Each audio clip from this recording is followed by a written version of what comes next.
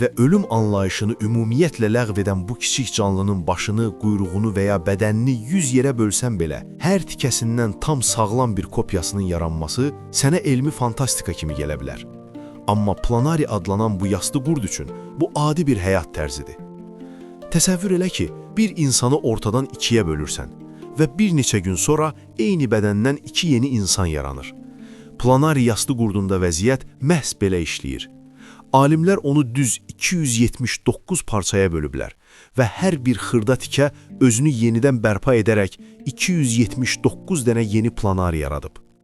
İşin ən təəccüblü tərəfi odur ki, onların başını kəssən belə, təzə yaranan beyin köhnə xatirələri tam olaraq xatırlayır. Yəni yaddaş heç vaxt silinmir. Həmçinin Planari yastı qurdu heç vaxt qocalmır və təbii yolla ölmür. Az qalanda sadəcə bədən ölçülərini kiçildib enerjini qoruyurlar. Yemək tapan kimi isə yenidən böyüyürlər. İllərdir laboratoriyalarda alimləri heyrətə salan